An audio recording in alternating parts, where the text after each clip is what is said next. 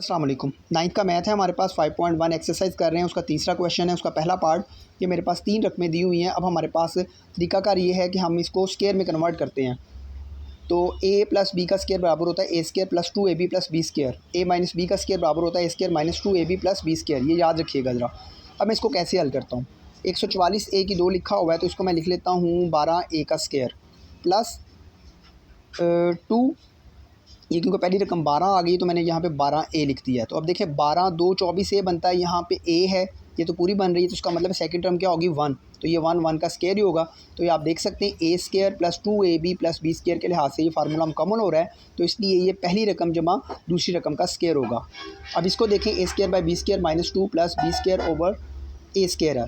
इसमें भी हम पहले यही कर ले होते हैं, हम खाली ब्रैकेट लगा के उसका स्केयर लगा लेते हैं, -2 खाली ब्रैकेट लगाते हैं, दूसरी भी खाली ब्रैकेट लगाते हैं, प्लस फिर यहाँ पे खाली ब्रैकेट का स्केयर लगाते हैं। करने का तरीका ये होता है a बटा b का स्केयर है ना, तो इसलिए मैं पहली रकम में a बटा b लिख देता हूँ।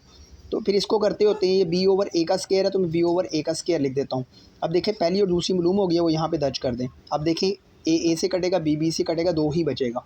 तो ये हमारे पास क्योंकि माइनस वाला रकम है, स्केयर लिखने का तरीका होता है पहली रकम वैसे के वैसे आ जाती है, ये वाली अलामत आ जाती है और दूसरी रकम आ जाती है और सारे का स्केयर हो जाता है। अब हमारे पास तीसरा क्वेश्चन है। तीसरा क्वेश्चन ये दिया हुआ हमारे पास, लेकिन गौर करिए तो x प्लस वाई का स्केयर ऑलरेडी लिखा हुआ है। यहाँ पे 14z और x प्लस वाई लिखा हुआ है, तो मैं देखता हूँ 49z जो है वो 7z का स्केयर होता है, तो इसलिए यहाँ पे आ जाएगा -2 x प्लस वाई और 7z।